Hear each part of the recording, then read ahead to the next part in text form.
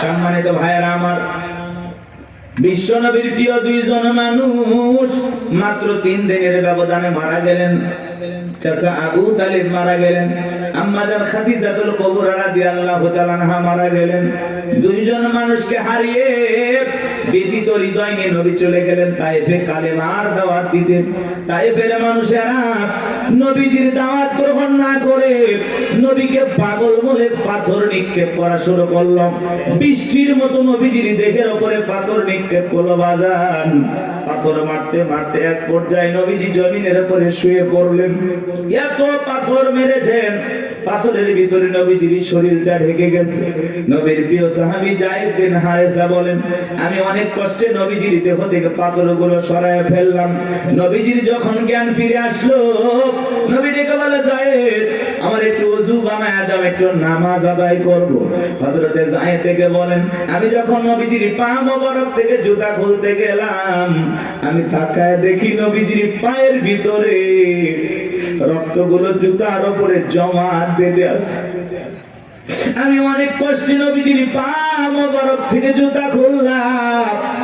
নবীজি নামাজ আদায় করলেন। আসমান থেকে জিবরাইল এসে বলে, নবী যে তায়েফের মানুষের আপনার দেহের উপরে পাথর নিক্ষেপ করেছে, একটা বার অর্ডার দেন গো নবী, পাহাড় চাপা দিয়ে তায়েফের মানুষকে জনমের মতো ধ্বংস করে দেওয়া হবে।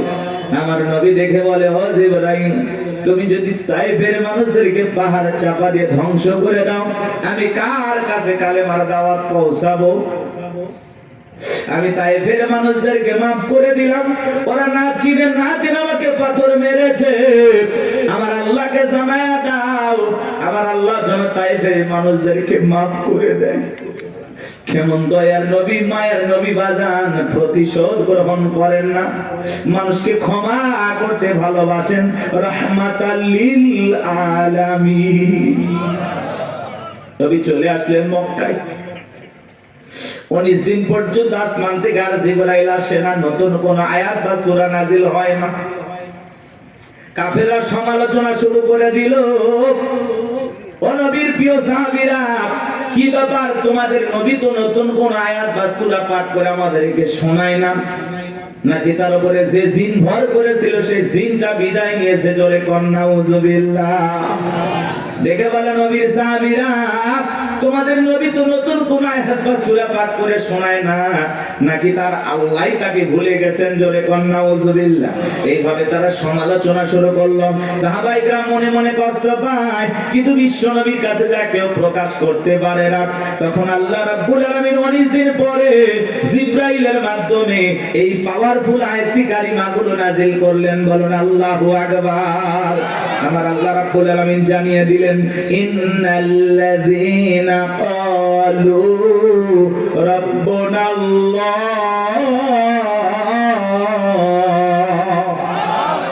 ইন্নাল্লাযীনা ক্বালু রাব্বুনাল্লাহ, নিশ্চয় যারা বলে আমাদের রব আল্লাহ, সুম্মাস্তাকামু, এই কথার উপরে যারা ইস্তিকামাত থাকে, অবিচল অটল থাকে, তাতানাজ্জালু আলাইহিমুল মালাইকা, আসমান থেকে তাদের উপরে আল্লাহর পক্ষ থেকে ফেরেশতা নাজিল হয়।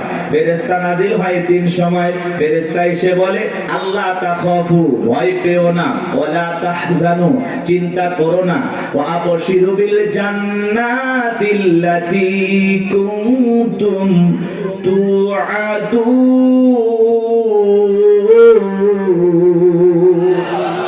যে জান্নাতের প্রতিশ্রুতি, যে জান্নাতের ওয়াদা তোমাদেরকে দেওয়া হয়েছে, সেই জান্নাত পেয়ে তোমরা আনন্দিত হও, সেই জান্নাত তোমরা গ্রহণ করো। বলুন আল্লাহু আকবার। এটা হলো আয়াতের সরল অনুবাদ। এই যুবকে, তোমাদের ওয়াজ আছে বাবা, এখানে ওখানে যা লাভ নাই, কোনো মেলা নাই, দোকান নাই। যুবকেরা খুব ভদ্র, ওগুলো আগেই বন্ধ করে দিচ্ছে, কারণ মেলা বসাইলে আড্ডা হয়, তাই না? ভালো মাহফিল, অনেক মাহফিলে এরকম মাহফিলও চলতেছে, মেলাও চলতেছে, দেখা যাচ্ছে প্যান্ডেলের চাইতে মেলায় লোক বেশি। কি বলেন? এই জন্য মেলা না হয় আপনারা খুশি হয়েছেন না? পাশেই তো শহর, আপনাদের পাশেই বাজার, তো খামাখা এখানে দোকানপাট লাগায় লাভ কি? সম্মানিত ভাইরা আমার, দিল দিয়ে কথাগুলো বোঝার চেষ্টা করবেন, বাজান মন খারাপ করবেন না। আমি যে কথা বলতে যাই গভীর মনোযোগ দিয়ে শুনে যান। আল্লাহ রাব্বুল আলামিন বলেন, ইন্নাল্লাযীনা ক্বালু রাব্বুনাল্লাহ, নিশ্চয়ই যারা বলে আমাদের রব আল্লাহ, সুম্মা ইসতাকামু, এই কথার উপরে যারা ইস্তেকামাত থাকে, অবিচল অটল থাকে, দৃঢ় থাকে, মজবুত থাকে। ও টাঙ্গাইলের কালীহাতির মুসলমানেরা বলেন তো বাজান, রাস্তার দুই ধার দিয়ে গাছ লাগানো থাকে কিনা? থাকে থাকে।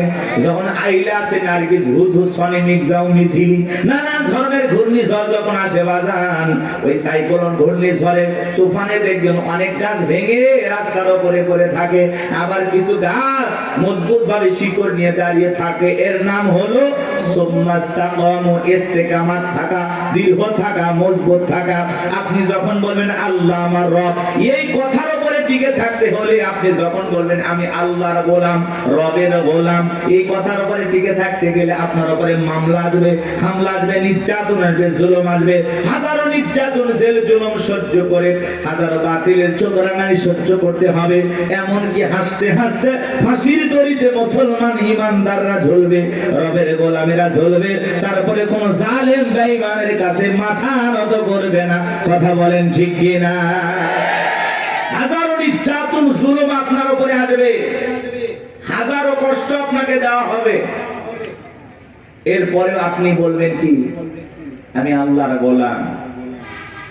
এই রবের পথে চলতে গিয়ে এই পথে ইস্তেকামাত থাকতে হবে, দৃঢ় থাকতে হবে, মজবুত থাকতে হবে। বাতিলের হাজারো ঝড় তুফান মোকাবেলা করতে হবে, হাজারো ষড়যন্ত্রের মোকাবেলা করতে হবে। সব সহ্য করার মতো শক্তি আপনার আমার থাকতে হবে। বাতিলের কথা পিছপা হয়ে গেলে, বাতিলের কথায় ঈমান হারা হয়ে গেলে, বলেন তো জান্নাত কি জুটবে? হ্যাঁ? আপনি যদি বলেন আমি ঈমানদার, এই কথার উপরে টিকে থাকতে গেলে আপনার উপরে পরীক্ষা আসবেই। কথা বলে না কেন? জান্নাত মামুর বাড়ির ডাল না, গেলে এক ডাবু খাইতে হবে, খাইতে দেবে। জান্নাতে যেতে হলে আপনাকে পরীক্ষা দিয়ে উত্তীর্ণ হয়ে জান্নাতে যেতে হবে। এজন্য আল্লাহ রাব্বুল আলামিন বলেন, আহাসিবান নাসু আইয়ুতরাকু আইয়াকুলু আমান্না ওয়া হুম লা ইফতানুন।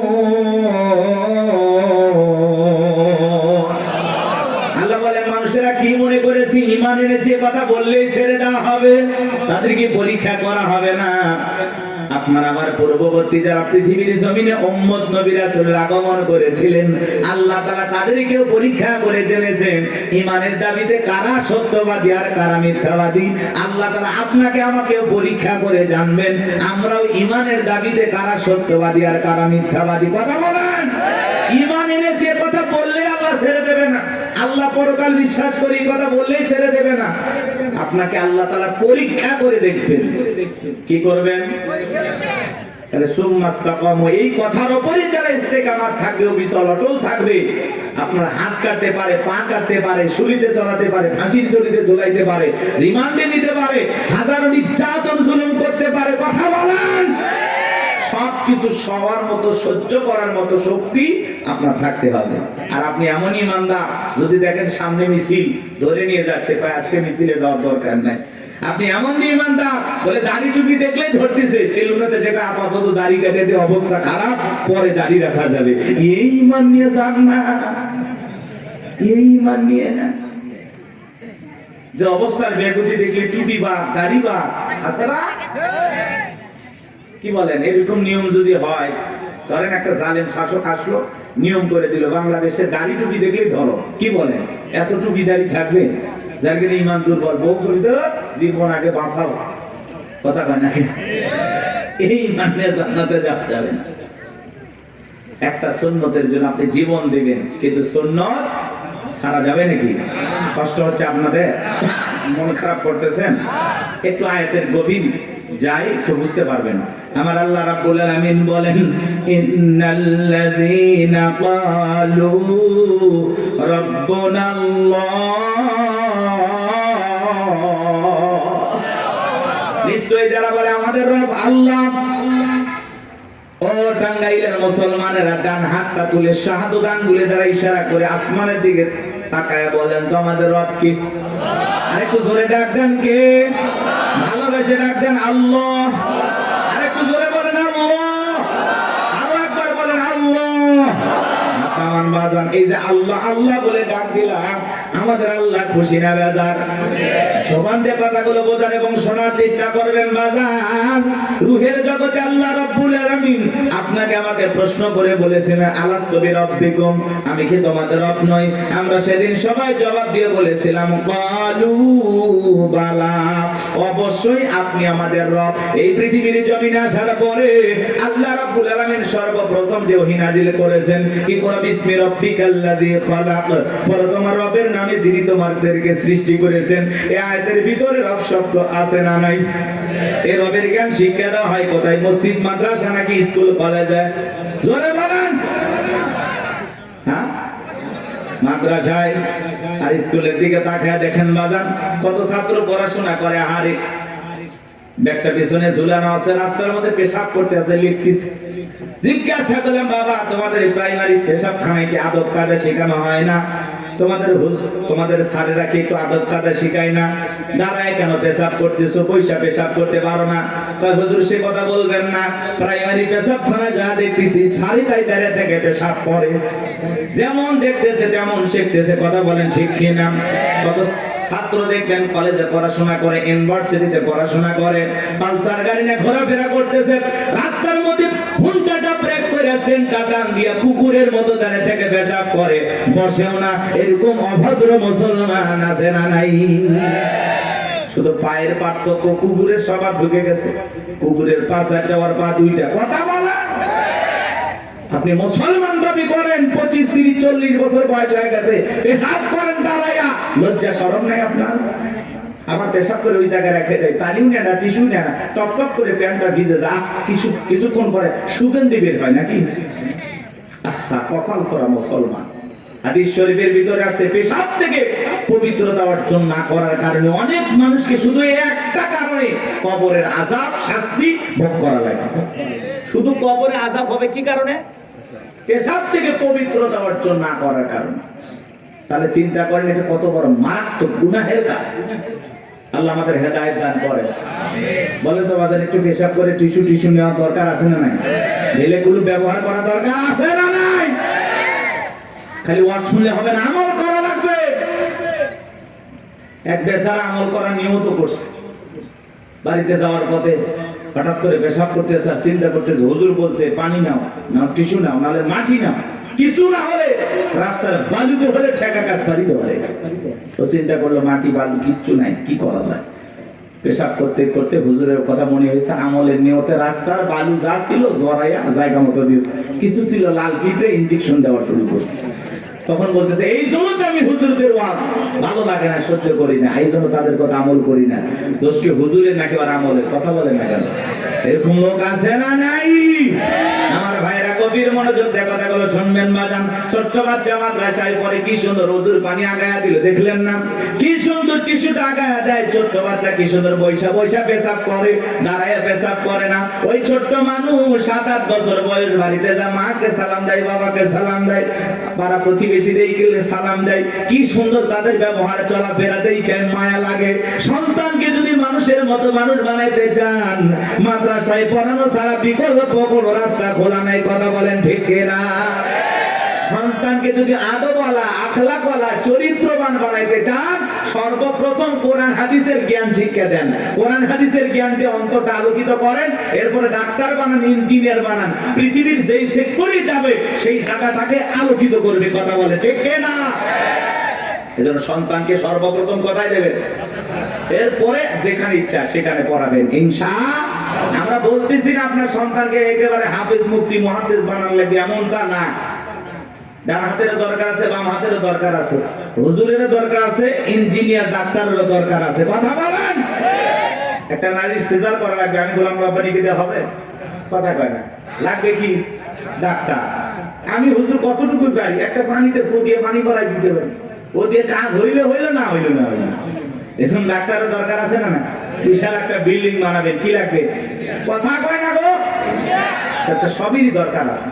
এজন্য আমরা বলতেছি না, কিন্তু যদি ছোটবেলায় মাদ্রাসায় পড়ে ডাক্তার হলে আদর্শ ডাক্তার হবে, ডাক্তার নামে কষাই হবে না যে কেসি গজ ভিতরে রেখে সিলাই করে দিবে, কথাকে বুঝতে পারছেন? ওইরকম ডাক্তার হবে না। এই জন্য সন্তানকে মাদ্রাসায় পড়াইতে হবে। পারবো তো ইনশাআল্লাহ?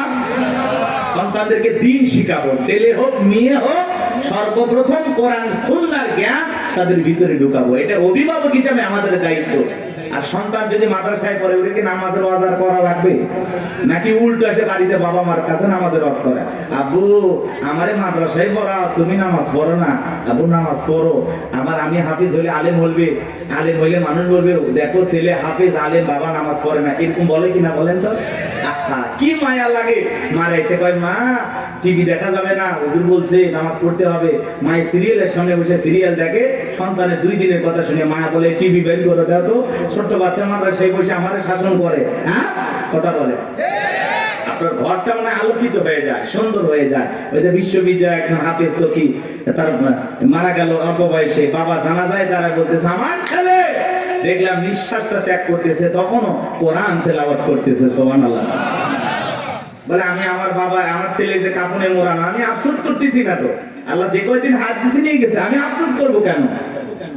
আমার ছেলে তো ঘুমাইছে, আমি আফসোস করি নাই। দেখেন বাবার কতটা ধৈর্য, কারণ একটা হাফেজ সন্তান, বিশ্ববিদ্যালয়ে হাফেজ ছিল, কথা কি বলছেন?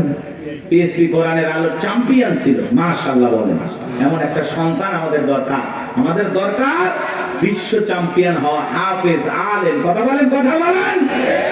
ক্রিকেটার নাই, ফুটবল বানায় লাভ নাই, সুপারস্টার গায়ক বানায় লাভ নাই। সন্তানকে বানাইতে হবে কোরআনের পাখি, কথা বলেন। পারবো তো ইনশাআল্লাহ? আল্লাহ কবুল করেন না? একটু জোরে বলেন আমিন। আল্লাহ যেন কবুল করেন, জোরে বলেন আমিন। সম্মানিত ভাইরা আমার, দিল দিয়ে কথাগুলো বুঝবেন বাজান, সামনে গেলে মজা পাবেন, একটু কষ্ট মনের মধ্যে নেবেন না। আল্লাহ রাব্বুল আলামিন বলেন ইকরা বিসমি রাব্বিকাল্লাযী খলাক, পড়ো তোমার রবের নামে যিনি তোমাদেরকে সৃষ্টি করেছেন। আয়াতের ভিতরে রব শব্দ আছে না নাই? পবিত্র কুরআনুল কারীমের 1 নাম্বার সূরা সূরাতুল ফাতিহার 1 নাম্বার আয়াত। জবান ছেড়ে সবাই আমার সঙ্গে তেলাওয়াত করুন, আলহামদুলিল্লাহি রাব্বিল আলামিন। সমস্ত প্রশংসা, যাবতীয় প্রশংসার একমাত্র মালিক তিনি, সৃষ্টিগুলোর রব, আমাদের প্রতিপালক আল্লাহ যিনি। আপনি আমি যখন রুকুতে চলে গেলাম কি তাসবিহ পাঠ করলাম? সুবহান রাব্বিয়াল আযীম, সুবহান রাব্বিয়াল আযীম। রব শব্দ আছে না নাই? এরপরে রুকুতে দাঁড়ানোর সময় কি বলি? সামিআল্লাহু লিমান হামিদা, রব্বানা লাকাল হামদ। রব শব্দ আছে না নাই? এরপরে যখন সিজদায় মাথাটা নত করি কি তাসবিহ পাঠ করি? সুবহান রাব্বিয়াল আ'লা, সুবহান রাব্বিয়াল আ'লা। অনেকে দেখবেন খালি ফিসফিস করে, সুবহান সুবহান সুবহান সুবহান সুবহানাল্লাহ কয় না, সবই নেতে কয় আল্লাহ ভালো জানে। স্পষ্ট বোঝেন না, খালি সুবহান সুবহান সুবহান সুবহান স্পষ্ট বলতে হবে আপনাকে, সুবহান রাব্বিয়াল আ'লা, সুবহান রাব্বিয়াল আ'লা। এরপরে যখন বাজান সালাম ফিরানোর পরে হাত তুলে মুনাজাত করি, আল্লাহর কাছে কি দোয়া করি? রব্বানা আতিনা ফিদ দুনিয়া হাসানাতাও ওয়া ফিল আখিরাতি হাসানাতাও ওয়া কিনা আযাবান নার। সূরা বাকারা 201 নাম্বার আয়াত। আল্লাহর কাছে ডেকে বললাম, হে আমাদের রব, আমাদেরকে দুনিয়ার কল্যাণ দান করো, ওই আখিরাতের কল্যাণ দান করো, ওই কঠিন জাহান্নামের আগুন থেকে আমাদের মুক্তি দাও। তাহলে ইহকাল পরকালের কল্যাণ দেওয়ার মালিক কে? জাহান্নামের আগুন থেকে বাঁচানোর মালিক কে?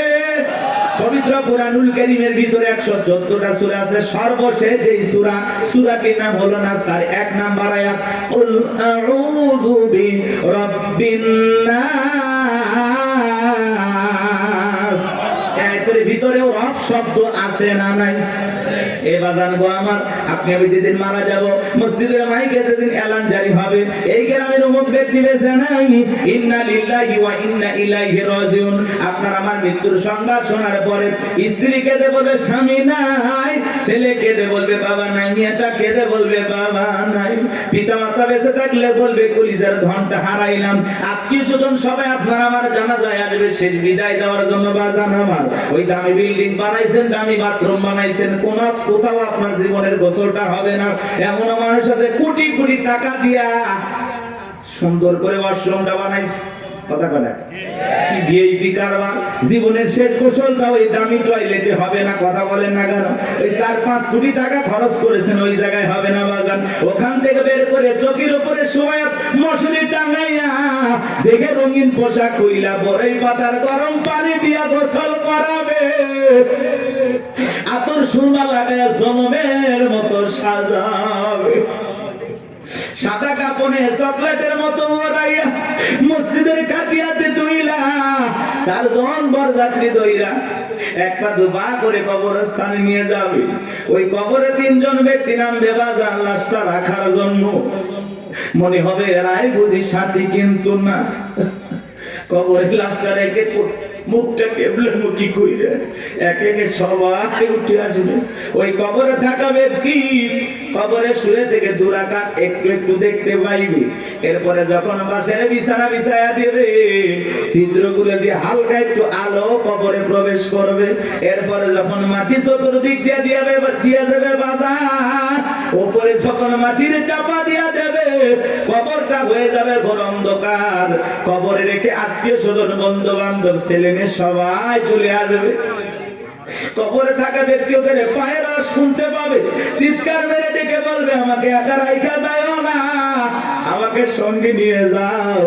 কবরে থাকা ব্যক্তির চিৎকার দুনিয়ার কেউ শুনতে পাবে।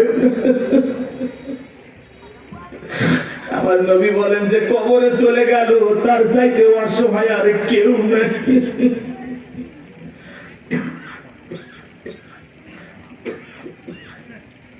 আমার নবী যে বলেছেন ওয়ালা ওয়ালা রাসূলুল্লাহ সাল্লাল্লাহু আলাইহি ওয়াসাল্লাম ইন্নামাল কুবুরু রাউযাতুম মিন রিয়াদিল জান্নাহ আও হুফরাতুম মিন হুফারিন নার। রাহু তিরমিজি। নবীজি বলেন যে ব্যক্তির আমল ভালো, মৃত্যুর সঙ্গে সঙ্গে আল্লাহ রাব্বুল আলামিন তার কবরটাকে জান্নাতের বাগান বানিয়ে দেবে। আর যে ব্যক্তির আমল খারাপ, আও হুফরাতুম মিন হুফারিন নার, তার কবরটা হবে জাহান্নামের আগুনের গর্ত। আমার নবী এক জায়গায় বসা, জিবরাইল এসে বলে নবী গো এই মুহূর্তে একটা আওয়াজ হলো, আপনি কি শুনতে পাইছেন? আমার নবী বলে হ্যাঁ শুনতে পাই না। জিবরাইল বলে নবী আজ থেকে 70 বছর আগে আল্লাহ রাব্বুল আলামিন জাহান্নামের গর্তের মধ্যে একটা পাথর ছেড়ে দিয়েছে, এই মাত্র জাহান্নামের তলদেশে গিয়ে পাথরটা পৌঁছাইলো। চিন্তা করেন বাজান, একটা পাথর ছেড়ে দিলে যদি 70 বছর সময় লাগে, আল্লাহ না করুক আপনার আমার গুনাহের কারণে, অপরাধের কারণে আসমানের জমিনের মালিক আল্লাহ যদি বেজার হইয়া একবার জাহান্নামের আগুনের গর্তে ফেলে দেয়, আপনার আমার বাঁচার কিন্তু কোনো উপায় নাই। যেই জাহান্নামে আগুন দুনিয়ার আগুনের চাইতে 70 গুণ বেশি পাওয়ার। একবার যদি কারো দিকে জাহান্নামের আগুন লেগে যায়, মনে হয় কলিজাটা পুড়ে ছাই হয়ে যাবে। এ বাজার নবীর প্রিয় সাহাবী হযরত ওসমান কবর থেকে অঝরে চোখের পানি ছেড়ে দিয়ে কান্না করতেন। সাহাবায়ে কিরাম ডেকে বলে ভাই আপনি কবর থেকে কেন অঝরে কান্না করেন, কি হয়েছে আপনারা বলেন? হযরত ওসমান ডেকে বলেন প্রত্যেকটা মানুষের প্রথম মঞ্জিল, প্রথম ঘাঁটি, প্রথম স্টেশন হলো এই কবর। এই কবরের ভিতরে 3টা প্রশ্ন করা হবে, যে সঠিক উত্তর দিতে পারবে তার মিজান ফুলসিরাতে কোনো টেনশন নাই, কিন্তু যে উত্তর দিতে পারবে না তার কিন্তু বাঁচার কোনো উপায় নাই। জান্নাতের সার্টিফিকেট প্রাপ্ত সাহাবী কবরে দেখে কান্না করে। ভালো করে বুঝবেন, দুনিয়ার থাকতে জান্নাতের কি পাইছে? কথা বলেন ভাই, কথা বলেন। সেই মানুষ কবর দেখলে অঝরে কান্না করেন। মাঝে মাঝে হযরত ওসমান এত কান্না করতেন, কবরস্থানের পাশে তিনি অজ্ঞান হয়ে পড়ে থাকতেন, জ্ঞান হারিয়ে ফেলতেন। আর আমরা সকালে কবর দেয়, বিকেলে যা তাস খেলে, জুয়া খেলে। সকালে কবর দেয়া, বিকেল বেলা যায় মা বোনেরা খেয়াল করে, মানে যে লাকড়ি করে আসে না, পাতা ঝাড় দেয়, পাতা ঝাড় দেয়, কঞ্চি টঞ্চি থাকে না, ওগুলো ঝাড় দিয়ে পরিষ্কার করে নিয়ে আসে। ভয় নাই। আগে নতুন কবর দেখলে মানুষ 2-1 দিন ভয় পাইতো। কথা বলেন, আগের মানুষের কথা বলতেছি। আর এখন কবরস্থান দেখে কোনো ভয় নাই, কবরস্থানে গিয়ে হাসাহাসি করে। আহা, মানুষ মানুষ আর মানুষ নাই তো, মানুষ মরে গেছে, সেই মানুষের সাথে জুলুম করে, আছে না নাই ভাই? চিন্তা করেন, একটা বার চিন্তা করেন, একটা মিনিট চিন্তা করেন, আপনি মারা গেছেন, কি হবে আপনার, কিভাবে আপনাকে বিদায় দেওয়া হচ্ছে, একটু চিন্তা করে দেখেন। কার জন্য কি করতেছেন, দুনিয়ার মায়ের পরে কি না করতেছেন, সব ফেলায় যেতে হবে। ওই কবর কিন্তু জায়গা ভালো না, সবাইকে যাওয়া লাগবে, কবর কঠিন জায়গা। যার আমল ভালো, কবর তার সাথে ভালো আচরণ করবে, যার আমল খারাপ,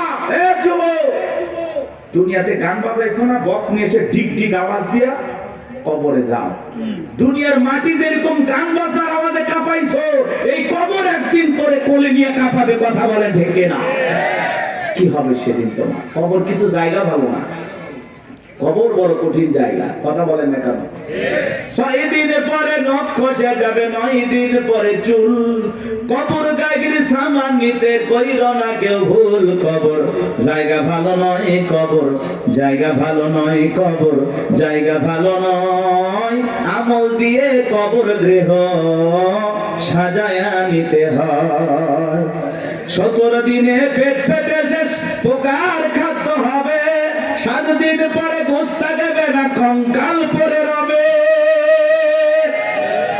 চিন্তা করেন, ইস, এই সুন্দর দেহ, কত রং বেরঙের সাবান শ্যাম্পু, কত কিছু ব্যবহার করলাম, কত মেডিসিন, কত তেল, কবরে গেলে দেহের গোস্তগুলো খসে পড়বে, পেটটা ফুলে ফেটে যাবে, পোকাগুলো খিলফিল করে নাক মুখতে ঢুকে যাবে, চুলের সৌন্দর্য শেষ হবে,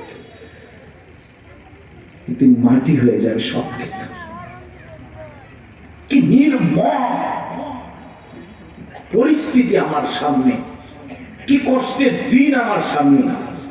আর আমি সেই দিনগুলোর ব্যাপারে দেখিয়া দুনিয়া পাইছি, পাগল হয়ে গেছি, কথা বলেন না কেন ভাই? কত মানুষের কবর ভেঙে যায়, লাশটার দুর্গন্ধ, নাকে কাপড় দেওয়া লাগে। চিন্তা করেন আপনার আমার কি হবে, কি হবে? 17 দিনে পেট ফেটে শেষ পোকার খাদ্য হবে, 7 দিন পরে গোস্তা দেবে না, কঙ্কাল পরে রবে। 90 দিন হাড়গুলি সব, 90 দিন হাড়গুলি সব আলাদা হয়ে রয়। কবর জায়গা ভালো নয়, কবর জায়গা ভালো নয়, কবর জায়গা ভালো নয়। আমল দিয়ে কবর গৃহ সাজায়া নিতে হয়। ওই কবরের ভিতরে 3টা প্রশ্ন করা হবে বাজান। 1 নাম্বার প্রশ্ন করা হবে, মার রব্বুকা, তোমার রব কে? জীবনের পরতে পরতে সব জায়গায় রব, রুহের জগৎ থেকে শুরু করে জীবনের সব জায়গায় রব রব রব।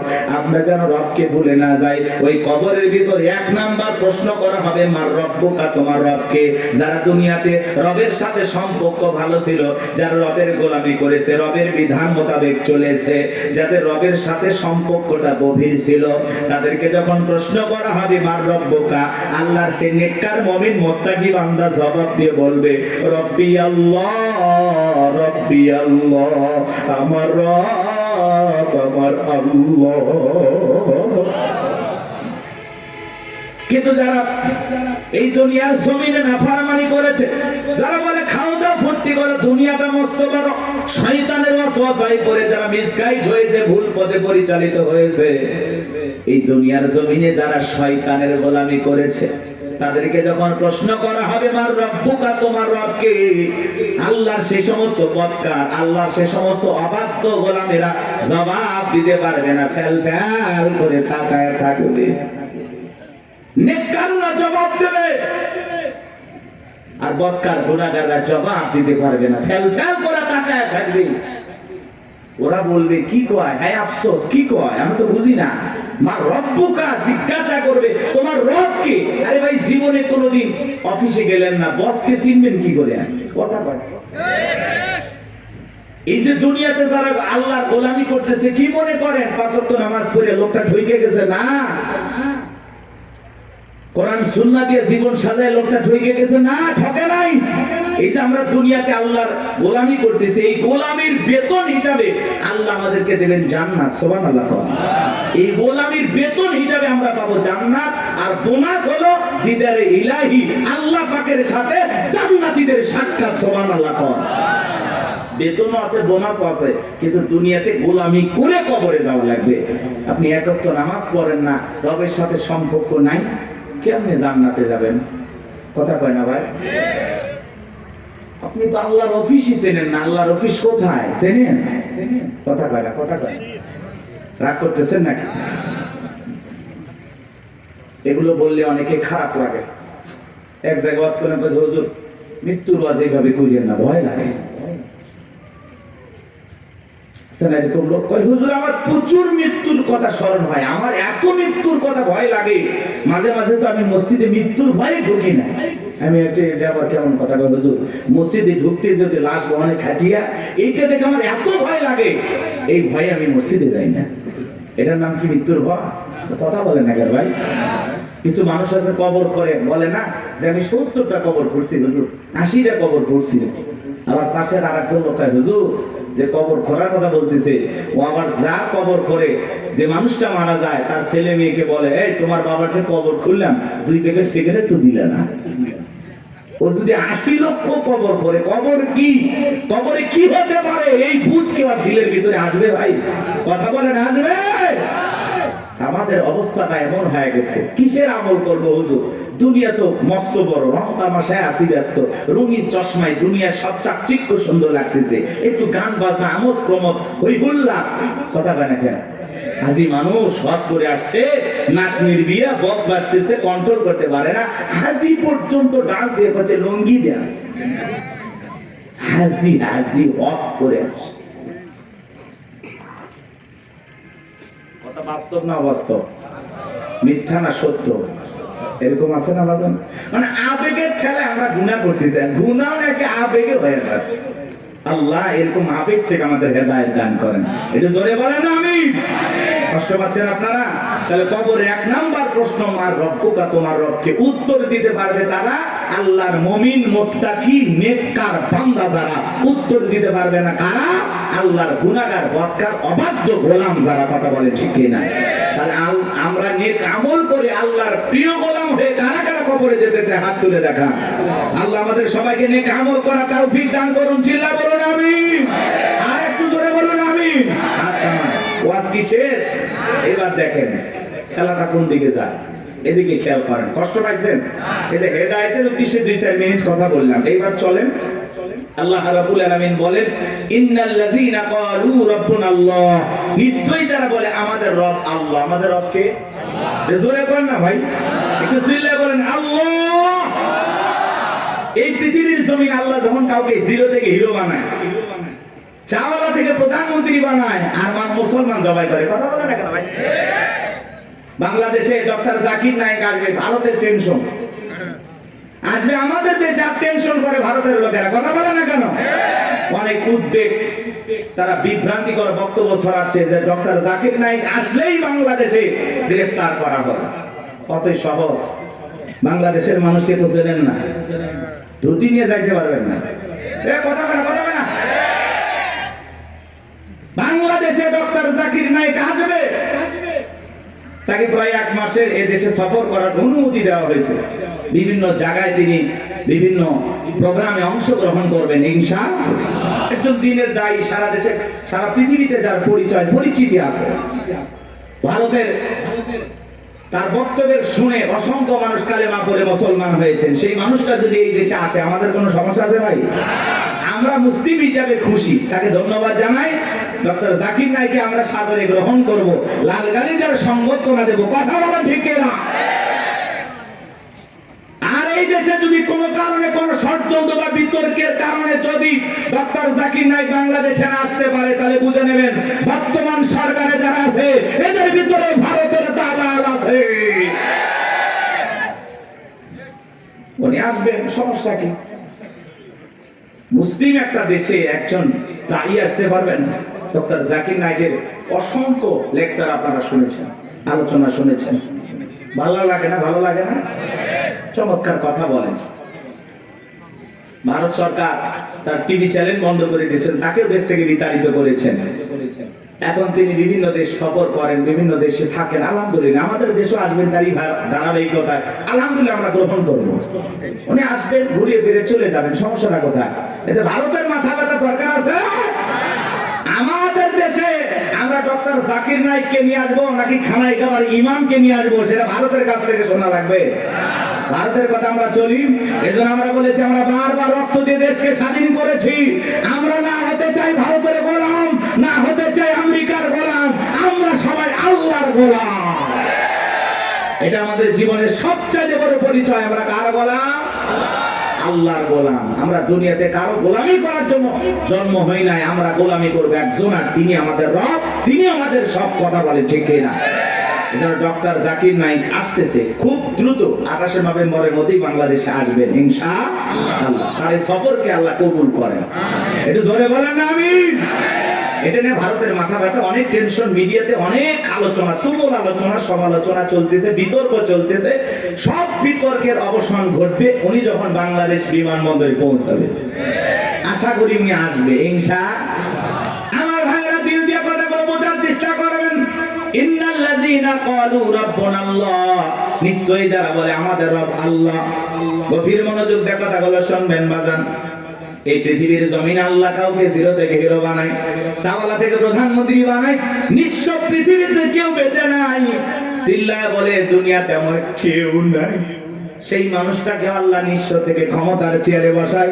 সেই মানুষটাও ক্ষমতার চেয়ারে বসে জুলুম করে, অত্যাচার করে। কথা বলেন ঠিক কি না? এই পৃথিবীর জমিনে এরকম একজন জালেম ছিল ভবঘুরে, যে নিজেকে আনা রব্বুকুমুল আলা বলে দাবি করেছিল, নিজেকে প্রভু বলে দাবি করেছিল, খোদা বলে দাবি করেছিল, রব বলে দাবি করেছিল। এ ছিল একটা ভবঘুরে যুবক। ভবঘুরে যুবক মানে বোঝেন না? যারা ইয়াবা, ফেনসিডিল, গাঁজা, মদ খায়, গাছক ধাক্কা মারে। ভাইজান সাইদ খান আছে না? নাই। বাড়িতে যা বলে বউ দরজা খোল, কথাকে বোঝেন নাই? বউ যখন দরজা খুলে দিয়েছে, ভাই মা এত দেরি করলি কেন? বউ তখন দিকে বলে কি ব্যাপার, আমার মা কইলি কেন? আজকে একটু বেশি মাল খাচ্ছি, তুই মা না বউ বুঝতে পারতেছি না। এরকম মাতাল আছে না নাই? কিছু কিছু ছেলে পেলে আছে সন্ধ্যা হলে ঘরে দরজা বন্ধ করে জিকির করে, ইজ্ঞাবা ইজ্ঞাবা ইজ্ঞাবা। মা বাবা চিন্তা করে, বাবা এটা কিসের ট্যাবলেট, জড়সতি গলা ব্যথা, কই কিচ্ছু বোঝার দরকার নাই, টাকা দে নইলে তোর মাথা ফাটাবো। এরকম ইয়াবা খোর আছে না নাই? যারা ইয়াবা খায়, ফেনসিডিল খায়, গাঁজা মদ খায়, যুবক রে, সমাজের মানুষ তাদেরকে নেশাখোর বলে, টোকায় বলে। যারা নেশা করে তাদেরকে মানুষ ভালো চোখে দেখে না। সে ভালো সন্তান হতে পারে না, ভালো স্বামী হতে পারে না, ভালো বাবা হতে পারে না। নিঃস্ব করে সে সবাইকে। কথা বলে নেশা করে না, তার পরিবারকে নিঃস্ব করে। এই জন্য হাতে পায়ে অনুরোধ করে বলে যায়, যুবক নেশাদ্রব্য পান করা যাবে না, মাদক সেবন করা যাবে না। যে মুখে মা, সেই মুখে মাদক তোলা যাবে না। মাদককে না বলুন। কথা বলে না? কথা বলে। মাদক সেবন করা যাবে, নেশাদ্রব্য পান করা যাবে। যারা মদ পান করবে এদের জন্য জান্নাত হালাল না হারাম? ওদের জন্য জান্নাত হারাম হয়ে যায়। তো জান্নাত যদি হারাম হয়ে যাবেন কোথায়? এই জন্য আমরা দুনিয়াতে নিজেরাই মদ আল্লাহ তাআলা হারাম করে দিয়েছেন। আমি আমার উপরে এটা হারাম মানবো যে না, আল্লাহ হারাম করে দিয়েছেন, এই মদকে আমি স্পর্শ করব না। আমি জান্নাতে যাই শরাব পান করব। শরাবের ঝর্ণা আছে, সুবহানাল্লাহ কম, মধুর ঝর্ণা, দুধের ঝর্ণা, পানির ঝর্ণা, শরাবের ঝর্ণা। হাতের স্পর্শ ছাড়া কি তার করতেছে? সুবহানাল্লাহ। জান্নাত যে কত সুখের জায়গা, কেমনে বোঝাবো?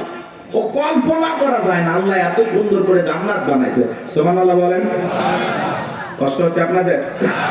তাহলে এই যুবক নেশাদ্রব্য পান করা যাবে? যাবে? এগুলো আজে বাজে ফালতু জিনিস না খাইয়া, ওই ইয়াবা ফেনসিডিল না খাই, ওই টাকাটা জমায়া বউকে মাসে একটা করে 3 পিস উপহার দাও। কিছু না পাইলে অন্তত 12টা মাসে 12টা বাসর পাইবা। কথা কোন ঠিক কি না? হ্যাঁ, আলামিন ভাইয়ের কাছ থেকে যদি সুন্দর একটা শাড়ি দিতে পারতো, কথাই নাই। মেয়েরা সবচেয়ে পছন্দ করে কোন কালারের শাড়ি জানো? নীল কালারের শাড়ি। কথা কয় না? হ্যাঁ, নীল কালারের শাড়ি বউরে কিনে দেবেন। যদি আপনার বউ বেজার হয়, টাকা আমি দেব। কথা কয় না, কথা কয় না। এই কালারটা মেয়েরা সবচেয়ে চয়েস করে বেশি। যদি পারেন আলামিন ভাইয়ের সাথে যোগাযোগ করে একটা শাড়ি খালি দিয়ে দেখেন, ওই দিন বইয়ের ব্যবহার দেখে সারা জীবন আপনার মনে থাকবে। কথা বলে ঠিক না? এই জন্য আজে বাজে জিনিস না খাইয়া ওই টাকা জমায়া বউ বাচ্চার কাপড় কিনে দেব, ওদের মুখে হাসি ফোটাবো ইনশাআল্লাহ। কোন কোন যুবক আছো মাদক দ্রব্য স্পর্শ করবা না, মাদক নিজের উপরে হারাম করবা, হাত করো, জীবনে কোনোদিন স্পর্শ করবো না ইনশাআল্লাহ। আজকের এই জান্নাতের বাগান থেকে ওয়াদা দিলাম যে আল্লাহ আমরা জীবনে কোনোদিন নিশাদ্রব্য স্পর্শ করব না। দয়া করে তোমার জান্নাতের শরাবের নহরটা একটু আমার জন্য বরাদ্দ রাখো। একটু জোরে কর না আমিন। আপনার আমার ভাইয়েরা, এই ফিরাউন ছিল একটা ভবঘুরে যুবক, এর নাম ছিল কাবুজ, বলকে বলা হতো। কিত্তিদের তরফ থেকে নাম ছিল রামসিস। মিশরের বাদশাহর পুরোবাদী নাম হলো ফিরাউন। সংক্ষিপ্ত ঘটনা 2-1 মিনিটে বলে সামনের দিকে যাবো বাজানগো আমার। এই ছিল গেল সর্বপ্রথম মিশরে যাওয়ার পরে বাজান সর্বপ্রথম হলো তরমুজের ক্ষেতের লেবার। কিছুদিন লিবারি করলেন, ওই দেশের সরকারি গোরস্থানের দারোয়ান লাগবে। ঢোলপিটায় খবর দেওয়া হলো, হাজার হাজার মানুষ লাইনের প্রতি হয়ে গেছে গোরস্থানের দারোয়ান হওয়ার জন্য। 1-2 জন ইন্টারভিউ দিতে দিতে যখন ফেরাউনের পালা, ডেকে বলে বাদশা খুব বড় আসামি বিদেশ থেকে আপনার কাছে এসেছি, যদি চাকরিটা দেন উপকৃত হব। এমন ভাবে কথাগুলো উপস্থাপন করলেন, বাদশার মায়া লাগে গেল। বলে আপনার সাথে ভালো মানুষ মিশর আর কেউ নাই, বুক ভরা আসামি বিদেশ থেকে আসছি, পরিবার পরিজন আছে, দয়া করে যদি চাকরিটা দেন সারা জীবন আপনার প্রতি কৃতজ্ঞ থাকবো। এমন ভাবে কথাগুলো বললেন, কথা আছে দুষ্ট লোকের মিষ্টি কথা। বাদশার ভালো লেগে গেল। বাদশা ডেকে বলে ইন্টারভিউ বন্ধ করো, এই কাবুজ নামের ছেলেটাকে মিশরের সরকারি গোরস্থানের দারোয়ানের চাকরিটা দেওয়া হলো। এইবার সরকারি গোরস্থানে দারোয়ানের চাকরি পাওয়ার পর ফেরাউন চিন্তা করে বাদশা প্রতি মাসে বেতন দিবে, ঠিক আছে, কিন্তু এই টাকা দিয়ে চলবে না, আমার সাইড ইনকাম করা দরকার। এইবার যারা লাশ দাফন করতে আসে ওদেরকে ডেকে বলে শোনো, লাশ প্রতি 1টা করে দিরহাম যদি দাও লাশ দাফন করতে দেব, না হলে লাশ দাফন করতে দেব না। জনগণ টেনশনে পড়ে গেল, 1টা দিরহামের জন্য বাদশার দরবার বিচার নিয়ে যাব, লাশ পয়সা করলে শেষ হয়ে যাবে, যদি পাই 1টা টাকাই ছেলেটাই পাক। এই কথা ভেবে জনগণ 1টা করে দিরহাম ফেরাউনকে দেওয়া শুরু করলো। আপনারা বলেন তো বাংলাদেশের মানুষের নাম কি? ঘুষ। ঘুষ 1 টাকা হইলে ওটা কি? ঘুষ। এটা কিন্তু বাংলাদেশে আছে আছে আছে। শোনো এই দেশ যারা গল্প করি, দেশটা মনে হয় স্বপ্নপুরী, শুধু কর ঘুষ কর মদ কর জুয়া কর, হেতায় আছে ভুরি ভুরি, হেতায় আছে ভুরি ভুরি।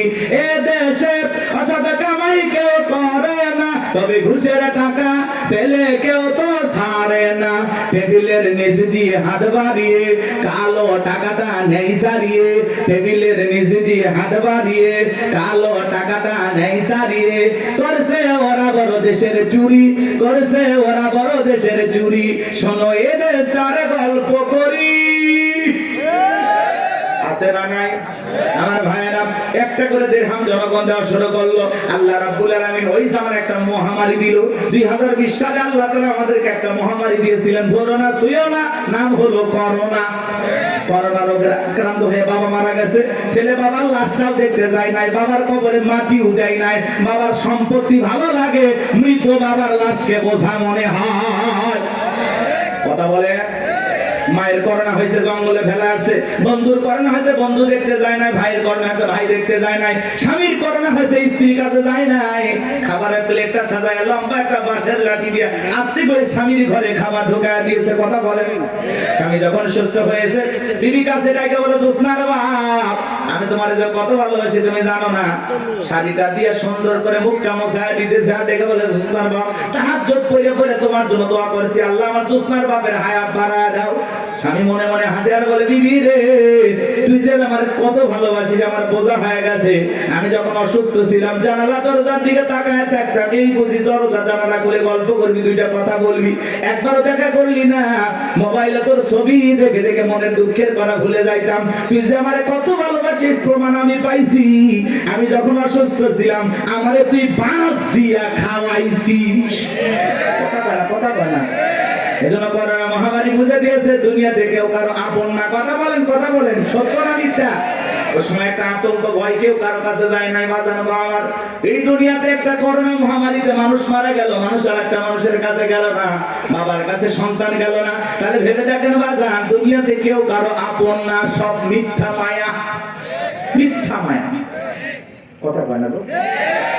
আপনি কি মনে করেন আপনি মারা গেলে আপনার পরিবারের লোকজন আপনাকে ছাড়া অচল হয়ে যাবে, তারা ভেঙে পড়বে?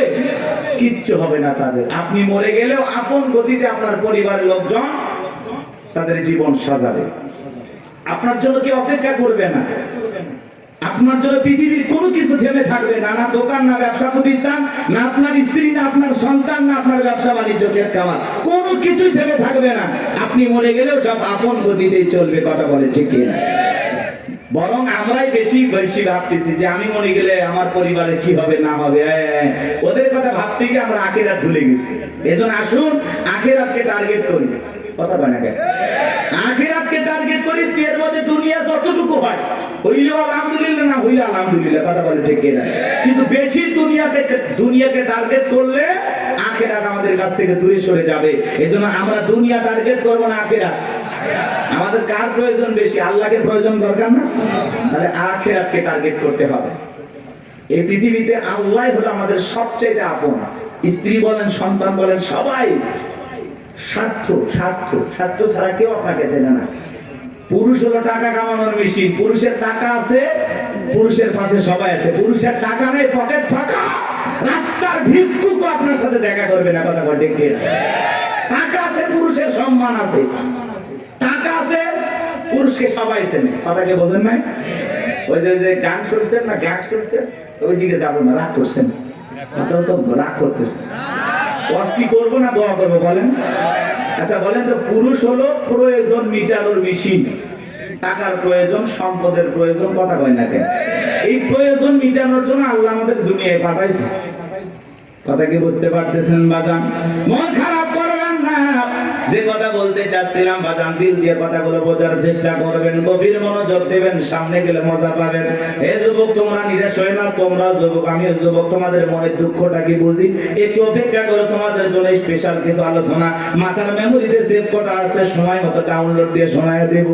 মা বোন যারা বসে আছেন, মা একেবারে নিরাশ হবেন না। মা মহিলা প্যান্ডেলে মা বোনদের জায়গা হচ্ছে না, আমি শুনেছি। আর পাগলিদের জায়গা একটু বেশি লাগে। ওদের ঘরেও যেরকম দখল করতে চায়, বাহিরে গেলে দখল করতেছে।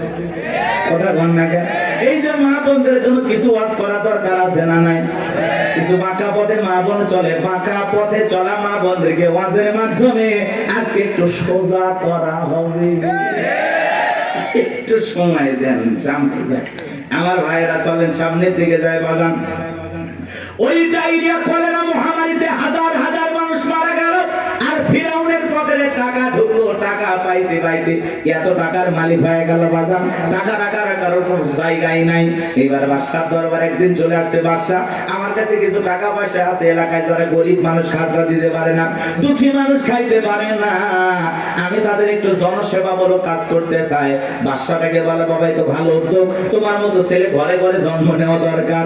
এইবার জনগণের সে সমস্ত টাকাগুলো নিয়ে আসা গরিব মানুষের মাঝে বিতরণ করলেন, খাজনা পরিশোধ করে দিলেন।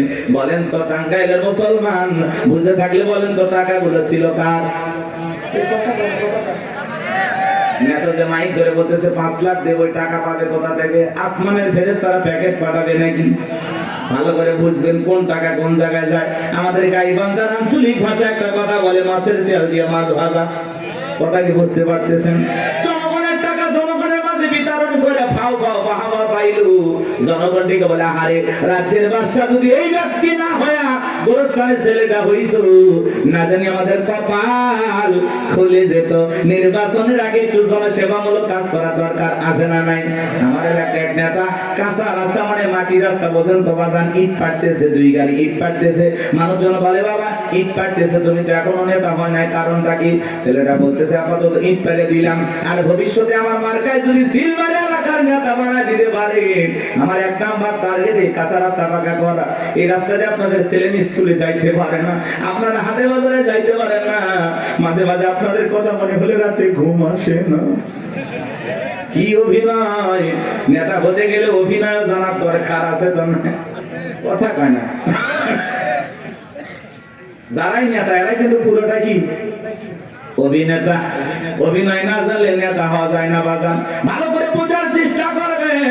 জনগণ বিশ্বাস করে যদি নেতার মার্কায় সিল মারে নেতাকে নির্বাচিত করে, নেতা তো এলাকায় থাকে না, ঢাকা শহরে বান্ধবী নিয়ে ঘুমায়, কথা বলেন ঠিক কি না? মার্কা থাকে যে কয়দিন, নেতার আনা গোনা সে কয়দিন। আমরাও জনগণ কম খারাপ না, 1.5 টাকার বিড়ি আর 3 টাকার চা খায় কি স্লোগান। বল্টু ভাইয়ের চরিত্র ফুলের মতো পবিত্র, নামাজ পড়া কোক্ক গাঁজা খায় 5 ওয়াক্ত কমসুরিতে বাঁকা ভক্ত, শয়তানের 1 নাম্বার ভক্ত, হুজুরদের জন্য খুবই শক্ত, চুষা খাই গরিবের রক্ত। পোস্টার লেখা যে গরিবের বন্ধু, ভোট দিয়ে দেখেন গরিবের কয় নাম্বার শত্রু, কথা বলেন। রাস্তার একটা ভিক্ষুক মহিলার দিকে 500 টাকা দিয়ে বলে, আপনার চেহারার মাঝে আমি আমার মাকে খুঁজে পাই। আম গাছে নেতার ছবি ঝুলানো থাকে, নির্বাচিত হওয়ার পরে এলাকায় থাকে না। আম গাছে বিদ্যুতের ঘুড়িতে নেতার বিশাল বিশাল ছবি, আর লেখা আছে আমি অমুক নেতা, চেরাগালি বদনা, পবিত্র ঈদুল আজহার শুভেচ্ছা, পবিত্র ঈদুল ফিতরের শুভেচ্ছা। খালি ব্যানার দিয়ে শুভেচ্ছা জানায়, জীবনে কোনোদিন আর কাছে আসে না। এই নেতা ওই ব্যানার লক্ষ লক্ষ টাকা দিয়ে না বানাইয়া, ওই ব্যানারের টাকা দিয়ে যদি গরিব দুঃখী মানুষের মাঝে বিতরণ করো, তোমার ব্যানার লাগবে না গো, ব্যানার লাগবে না। জনগণ তোমার মার্কায় জায়গা মতো সিল মেরে দেবে, কথা কোন ঠিক কি না? কিন্তু ওই যে মার্কা থাকে যে কয়দিন নেতার আনা গোনা সে কয়দিন, অলিতে গলিতে নেতাকে পাওয়া যায়। মানুষ মলে জানা যায় হাজির, জুমার নামাজের সামনে হাজির, আসরের নামাজ পড়ে 2 বার, কথা কয় না। এক নেতা মানুষকে সালাম দিতে দিতে হোশ হারায় ফেলছে, রাস্তার খেজুর গাছ পায় 1 লাইনে সালাম দিয়ে যাচ্ছে। কর্মী চাচা ভেতরে কয় নেতা এটা মানুষ না খেজুর গাছ। নেতা বলতেছে আমি মনে করছি এটাও ভোটার। কথাকে বুঝতে পারতেছেন বাজান? এই জন্য আপনাকে আমাদের পরিবর্তন হওয়া লাগবে বাজান।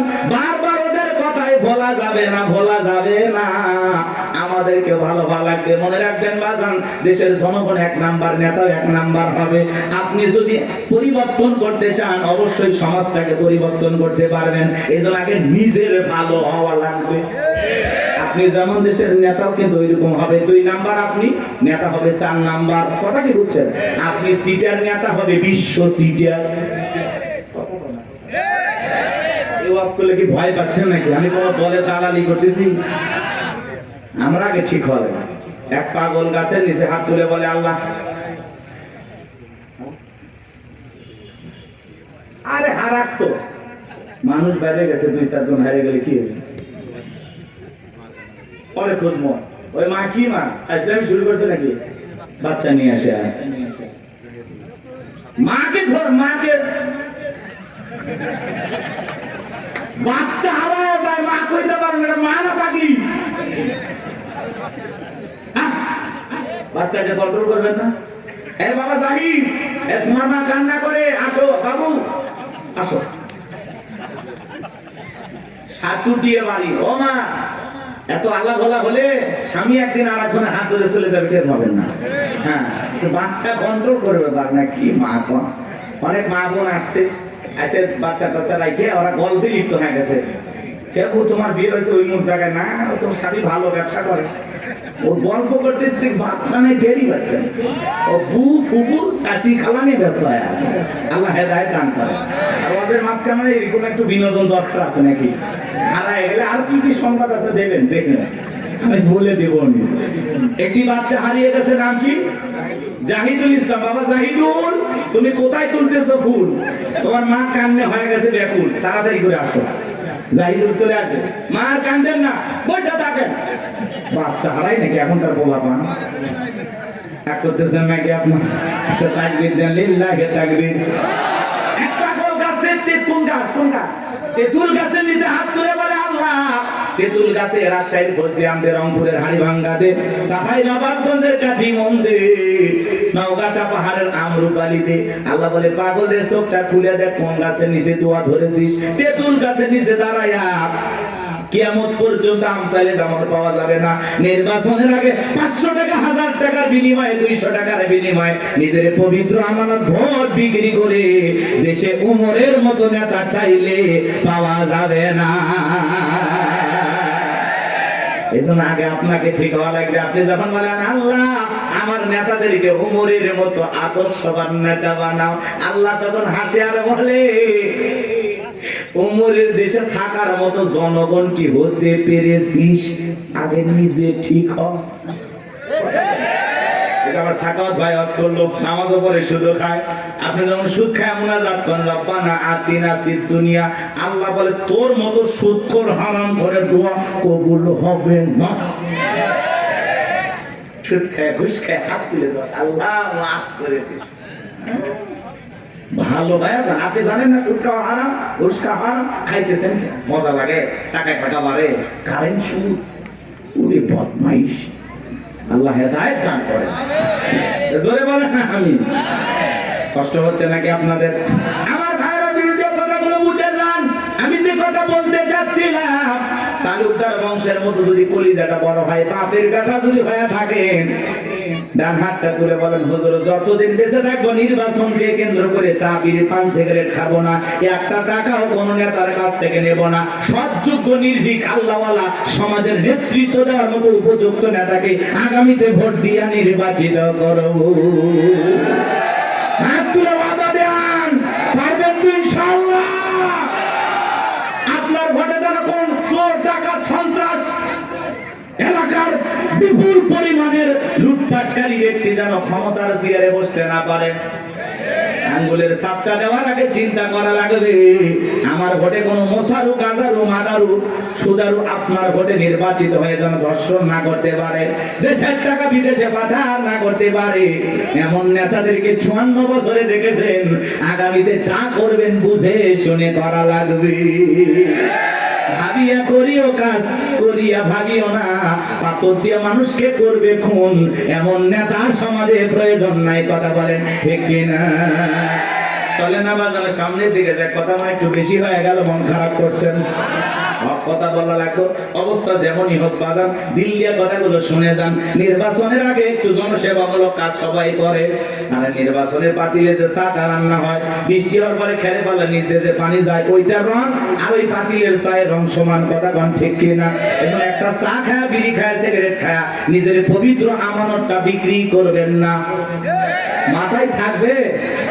আল্লাহ হেদায়েত দান করেন। চলেন সামনের দিকে যাই বাজান। এইবার মিশরের মন্ত্রী মারা গেল, নির্বাচন শুরু হয়ে গেল। আগে তো জনগণের মন কাইরে নিয়েছে, সবাই বলে ভোট দিবা কোনখানে? কয় ফেরাউন যে মার্কাদার আছে তার মাঝখানে। এক চান্সে সবাই মিলে ফেরাউনকে ভোট দিয়া মিশরের মন্ত্রী বানায় দিল। কিছুদিন পরে আল্লাহর খেলা বোঝা বড় ভাই, বার্ধক্যজনিত কারণে মিশরের বাদশা মারা গেল, সিংহাসন ফাঁকা হয়ে গেল। ফেরাউন সমস্ত জনগণ আর নেতাদেরকে ডেকে বলে, দেশের জনগণ শোনো দিয়া মন, দেশের বাদশা মারা গেছে, বাদশা ছাড়া একটা দেশ চলতে পারে না, তোমরাই বলো মিশরের বাদশা হবে কে? সমস্ত জনগণ ডেকে বলে, অনেক আগে আপনাকে চেনা জানা হয়ে গেছে, আপনি মিশরের বাদশা হয়ে যান, আমাদের কার কোনো আপত্তি নাই। জনগণ যখন সমর্থন দিল, ফিরাউন নেতাদেরকে ডেকে বলে, তোমরা বলো আপত্তি আছে? নেতারা ডেকে বলে, আমাদের কোনো আপত্তি নাই, জনগণ সমর্থন দিয়েছে, আপনি নেতা, কোনো সমস্যা নাই। এইবার সবার সমর্থন পাইয়া মিশরের বাদশা হয়ে গেল, ক্ষমতার চেয়ারে বসে ঠেসছে কি। রাতের বেলায় ফিরাউন ঘুমাইতে যায়, চোখে আর আরামের ঘুম আসে না, ঘুম থেকে লাফায় লাফায় ওঠে। অনেক মানুষ দেখবেন বাজানো 4টা ঘুমের ট্যাবলেট খায়, কোটিপতি টাকাওয়ালা সম্পদওয়ালা বড় বড় হাইব্রিড নেতা 4টা ট্যাবলেট খায়, ঘুমায়। এরপরে রাত 2টার দিকে ঘুম থেকে উঠে সিসি ক্যামেরার ফুটেজ তালাশ করে, কেউ ঢুকছে নাকি মারার জন্য। কারণ বিল্ডিং এর প্রত্যেকটা জায়গায় খালি দুর্নীতির গন্ধ, জুলুমের গন্ধ, মানুষ মারার গন্ধ, মানুষকে প্রতারণা ধোঁকা দেওয়ার গন্ধ। কথা বলেন না কেন? ওই বিল্ডিং কি আমনে দাঁড়াইছে? রাগ করতেছেন আপনারা? এ বাজার গো, আমার লম্বা করব না। ধনী মানুষ টাকা আছে, সম্পদও আছে, দামি বিছানা আছে, দামি খাট আছে, কিন্তু ঘুমটা নাই। আর গরিব রিক্সা চালায়, ভ্যান চালায়, মাঠে কাজ করে, আলু ভর্তা দিয়া, ডাল ভাজি দিয়া, সবজি দিয়া ভাত খায়, বউকে কোলে নিয়ে ঘুমায়, কি আরামের ঘুম। কথা বলেন না কেন? আর ধনী স্বামী স্ত্রীর মধ্যে দাও কুড়ালের সম্পর্ক, বউ আলাদা খাটে, স্বামী আলাদা খাটে, ইয়া তো ধনী হয়ে গেছে, এখন স্বামী স্ত্রীর মধ্যে মহব্বত ভালোবাসাই নাই। আছে না না এরকম পরিবার? ওই দিকে আর যাচ্ছি না বাজান, সামনে গেলে মহিলাদের ওয়াজ করব, চলেন না যাই। যে কথা বলতে যাচ্ছিলাম বাজান, ফিরাউনের চোখে ঘুম নাই, তার দরবারে দরবারে জ্যোতিষী ছিল 400 জ্যোতিষীদের নাম দবিরা, বয়স হলো 320 বছর। দেখে বলে দবিরা, কেন জানি রাতের বেলায় ঘুমাইতে পারি না, আজে বাজে স্বপ্ন দেখে লাফায় লাফাতে, কারণটা কি? দবিরা এবার দেখে বলেন এত অপেক্ষা করেন, একটু আমাকে সময় দেন।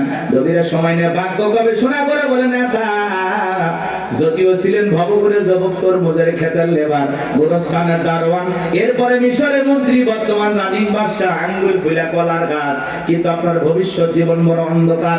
আগামী 3 মাসের মধ্যে বনি ইসরাইল সম্প্রদায়ের ভিতরে মুসা নামের একটা ছেলে জন্মগ্রহণ করবে। ওই মুসার কারণে রাজত্ব পাওয়ার ক্ষমতা থাকবে না নেতারে, এমনকি আপনার জীবন যাওয়ার সম্ভাবনাও দেখা যায়। এই কথা শোনার পরে ফিরাউনের মাথা ঠান্ডা না গরম? খালি গরম। মানে রবিরা যদি বলতো মুসা আসবে খানকা বানায় বসে বসে জিকির করবে, তাহলে মাথা গরম করতো না। আজ বাংলাদেশের দিকে তাকায় দেখবেন, যারা খানকা বসাইয়া জিকির করতেছে, লাফালাফি করতেছে, নারী পুরুষ একত্রে হয়ে ঢোলক বাজায় জিকির করে আর গান গায়, দেখে না কয় পানির ভিতর জ্বললে বাতি ঝড় বাতাসেও নেবে না, ল্যাংটা বাবার মুরিদ হইলে নামাজ রোজা লাগে না। যেই পীর সাহেব বলবে নামাজ রোজা লাগে না, ওটা পীর না টাটকা শয়তান। সিজদার মতো একটা সিজদা দিবি, জান্নাত পার হয়ে জাহান্নামের তলে পড়বি। আছে না নাই? লালন শাহ মাজারে দেখলেন না, মহিলারা গাঁজার কলকিতে টান মেরে খাইয়া বলতেছে আমি বিমানে উঠতেছি। প্রকাশ্যে জনগণের সামনে মাজার গুলোতে গাঁজা খাওয়া হয়, মাজারে গাঁজার কলকি দিয়া তো ধোঁয়া ছাড়ে বাজান। রাস্তায় প্রশাসনের লোক দাঁড়িয়ে থেকে বলে মনে হয় ওরসের রান্না চলছে। কথা বল না কেন? ভণ্ডগুলো ভণ্ডামি করে যাচ্ছে আর বলে আমরা হকের দরবারে আছি। আছে না নাই? কথা বলেন না কেন? ভণ্ডামি পাইছেন, জায়গা পান না। পিছ দিল শাহজালাল খানকাই পীর, রাজপথে বীর, নারায়ে তাকবীর হুঙ্কার দিয়েছে, গৌর গোবিন্দ ধুতি পরার টাইম পাইনি। কথা বলেন ঠিক কি না? এরকম শাহজালালের মতো বীর দরকার আছে না নাই? আল্লাহ ওয়ালা ভালো জিনিস, ওয়াকুনু মাস-সাদিকিন। আল্লাহ বলে তোমরা সত্যবাদীদের সঙ্গে হও। যে পীরের পা থেকে মাথা পর্যন্ত নবীর সুন্নাত দিয়ে ঢাকা, যার চেহারার দিকে তাকাইলে আল্লাহর কথা স্মরণ হয়, এরকম আল্লাহ ওয়ালা যেখানে আমরা আছি সেখানে গাঁজাখোর ভণ্ড, লালু বাবা, কালু বাবা, শিকল বাবা, তালা বাবা যেখানে, শয়তান আছে সেখানে। কথা বোঝা গেল? কোন ভণ্ডদের কাছে আমরা যাব না ইনশাআল্লাহ, কোন ভণ্ডের কাছে যাব না। সাহেব নাই, মানুষ আছে কিনা তাও সন্দেহ। কবর মাজার বানায় রাখছে, লেখা রাখছে তাকিস আর রহমতুল্লাহ আল্লাহ, উপরে লেখে মাহবুব সুবহান, ভারতের কামান, জামানার জামান। আছে না নাই? এক এক পীরের নাম, আল্লাহ হেদায়েত দান করে। ভণ্ড পীরের ওয়াজ বেশি করবো না, কষ্ট হচ্ছে আপনাদের। এই ভণ্ডদের কাছে যাওয়া যাবে? এমনও পীর আছে মহিলা মুরিদ দেখে মাথা ঠিক থাকে না, 2 হাত বাড়ায় বলে মাই আয়। মহিলা চিন্তা করছে এত বড় আল্লাহ ওয়ালা আমারে ডাকে, যদি বুকে না যায় জাহান্নামে জায়গা হবে না। পীর সাহেবের বুকের ভিতরে ঢুকে গেছে, আর পীরের বুকের ভিতরে ঢুকে এত শান্তি পাইছে, আনন্দের ঠেলায় গান গায়, বাবা আমি তোমায় ভালোবাসি, তোমার চরণ সুবিতে বাবা, তোমার কাছে আসি গো বাবা, আমি তোমায় ভালোবাসি। যে নারী স্বামীকে বাদ দিয়ে পীরের ফাটা পায় চুমা খায়, ওই নারীর চরিত্র ঠিক না। শুনে যান, আপনার কি আপনার স্বামী, কথা বলে প্রত্যেকটা সন্তানের কাছে তার মা বাবা হলো পৃথিবীর সবচাইতে বড় পীর। কথা বলে জীবনে কোনোদিন মা বাবাকে ভাত দেয় না, পিতা মাতার জন্য 1 কেজি কমলা বেদনা কেনে না, পীর সাহেবের দরবারে গরু নিয়ে দৌড়ায়। পাগল দেখছেন? মা বাবার খবর নেয় না, পীরের বাবার খবরের অভাব নাই। আল্লাহ হেদায়েত দান করেন। গরু ছাগল নিয়ে কোনো পীরের দরবারে দৌড়াবেন না। আচ্ছা উনি যদি আল্লাহ ওয়ালা হয়, ভালো আছে, তো গরু ছাগল দিয়ে কি করবে? এলাকায় কত গরিব মেয়ে বিয়ে হয় না, দেন না, গরুটা জবাই করে মেহমানদারি করা দেন, আল্লাহ খুশি হবে। এলাকায় মাদ্রাসা আছে, গরিব দুঃখী বাচ্চা পড়াশোনা করে, এতিম বাচ্চারা, একটা ছাগল মাদ্রাসায় দেন, ওরা জবাই করে খেয়ে আল্লাহর কোরআন তেলাওয়াত করবে, আরশের মালিক আল্লাহ খুশি হবে। আপনি মাজারে যায় ছাগল গরু দিয়ে, হ্যাঁ রাত ভর্তি করে নিয়ে যায়, মাইক বাজারে গান গায়, দেখেননি? যা কত কথা বলা যাবে না, কষ্ট হচ্ছে আপনাদের। কোন বাজারে টাকা পয়সা দান করবেন না, কথা বলে না? হ্যাঁ, কোন মাজারে যদি মসজিদ থাকে, মাদ্রাসা থাকে, সেই জায়গা আপনি দান করতে পারেন। শুধু মাজার এমন জায়গায় 1 টাকা দেবেন না। কথা আপনার যা বলতেছে আপনি তাই করবেন। মাজারে কেন টাকা দিচ্ছেন? উনি আল্লাহ না, ভালো আছে না? উনি টাকা দিয়ে কি করবে? আগে কিনে খাবে। আপনি মাজারে কেন টাকা দিচ্ছেন? এতিম অসহায় প্রতিবন্ধী হাত পাতে 5 টাকা দিতে পারে না, আর মাজারের দান বক্স থেকে 1000 টাকা 500 টাকা কেমনে ঢোকান? টাকা যেটা মানুষের দরকার না মরা মানুষের? যেটা মানুষ কান দিচ্ছে হাত পাতে, আপনি সেখানে দেন না। আর মাজারে পীর সাহেব একবারও ডাকলো না, এই মুসলিম টাকা দে, চাইছে ওই জায়গায় কেন টাকা দিলেন? বলেন কেন দিলেন? কিসের বরকতের আশা? সন্তান হয় না? 56টা দরবারে ছাগল মানত করে, মাজারে ছাগল দিলে সন্তান হবে, পাইছেন কোথায়? কথা কয় না। আরে ওয়াশ করলে হবে না, মাঝে মাঝে ওয়াশ করালে। আরে ভাই আমাদেরকে দেন, মাদ্রাসায় দেন। কথা কয় না। দেওয়ার লোক খুঁজে পান না। একটা মানুষ চোখের সামনে কান্দে মরে যাচ্ছে, ওই জায়গা দেয় না, ওই মরা পিসা কথা দিয়ে এসেছে। ওই যে পীর আছে না, কলার গাছ আছে, আসলে কোনো মাজার কিনা আপনি জানেন? অধিকাংশ মাজার মিথ্যে মিথ্যে মাজার বানায় বন্যামি শুরু হয়ে গেছে। কথা ডেকে না। আল্লাহ যেন আমাদের হেদায়েত দান করেন। একটু জোরে বলেন আমি। আমার কথায় অনেক মাদার গুজারিরা বিরক্ত হয়েছে, অনেকে ফোন দিয়ে হুমকি দিছে, তোমরা আল্লাহ আল্লাহর বিরুদ্ধে কথা বলো, মরার আগে জবান বন্ধ হয়ে যায়। চিন্তা করছেন? ফরিদপুরে সালতা থানা আটরশি আছে না, আগে যাইতে পারি না, আমার সেই হুমকি দিত, এই থানা এসে তোর হাত পা কেটে নেব। এই গত 29 তারিখে ওই জায়গায় বয়ান করে আসছে, কই হাত পাটা করত না, হাত পা কাটার লোকগুলো খুঁজে পাইনি। কারণ ওই যে ওদের দেখে নিয়ে আমি একটু সাইজ করছিলাম, খবরদার এই ভণ্ডদের কাছে যাবেন না। হক্কানি আল্লাহ আল্লাহ ভালো, সেখানে আপনি যাবেন, কিন্তু ভণ্ডদের কাছে যাব না। যেখানে ইসলাম আছে সেখানে আমরা আছি, যেখানে ভণ্ডামি আছে সেখানে আমরা নারী পুরুষ একত্রে যেখানে। আরে ভাই, মহিলা মানুষ কাছে থাকলে মাথা ঠিক থাকে, কিসের জিকির? জিকিরের কথা মনে থাকবে। আল্লাহ হেদায়েত দান করেন। ওই জন্য তো ভণ্ডরা বলে মনের পর্দা বাইরের পর্দা, শুনছেন না? মনের পর্দা বড় পর্দা, বাইরের পর্দা খুলে ফেলা। মনের আলো বড় আলো, বাইরের আলো নিয়ে ফেলা। রাত 12টা শেষ, বাতি নিভেছে, এখন কি জিকির হচ্ছে আপনারা বুঝে নেন। আল্লাহ হেদায়েত দান করেন। আমার ভাইয়েরা চলেন সামনের দিকে যাই। আজও পৃথিবীর জমিনে যারা মাজার নিয়ে বসে আছে, খামকায় বসে আছে, এদেরকে কেউ টার্গেট করে না। যারা আল্লাহর জমিনে আল্লাহর দ্বীনকে কায়েম করতে চায়, কোরআনের সমাজ ব্যবস্থা কায়েম করতে চায়, আল্লাহর আইন দিয়ে জমিনটা পরিচালনা করতে চায়, তাদেরকে টার্গেট করে করে ভিতরে ঢোকানো হয়। কথা বলে ঠিক না? ফিরআউনের মাথা গরম হয়ে গেছে, হামানকে দেখে বলে, এটা কো হামান, এই দিকে আয়। হামানের মাথায় কোনো চুল ছিল না, সাদে মাল নাই, বাম পারলো, পুরো মাথা ছিল ভারতের দমদম এয়ারপোর্ট। দেখে বলে, হামান রে, তাড়াতাড়ি করে বল। নবীরা বলল, একটা মুসা নামের ছেলে জন্মগ্রহণ করবে, ওর কারণে রাজত্বের চেয়ার থাকবে না, ক্ষমতা থাকবে না, এমনকি আমার জীবনটাও নাকি চলে যাবে, এটা তো মেনে নেওয়া যায় না।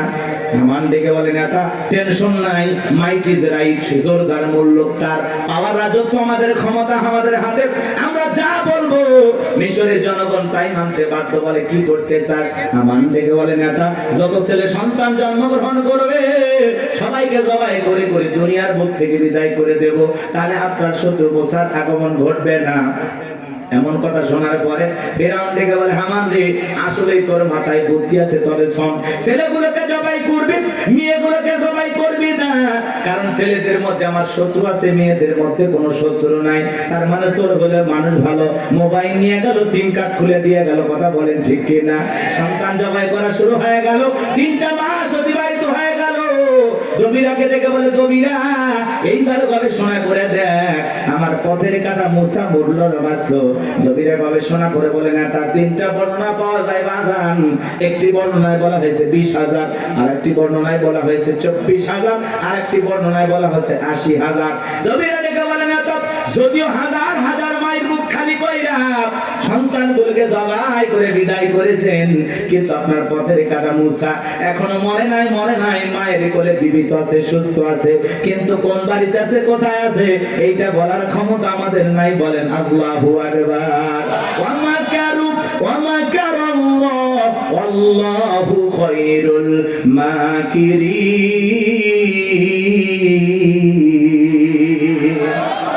এলাকার আল্লাহ চাই মুসারে বাঁচাতে, ফেরাউন চাই মারতে, আর 14 গোষ্ঠী এক জায়গা হয় মুসার একটা পছন্দ জিততে পারবে না। কথা বলেন ঠিক কিনা?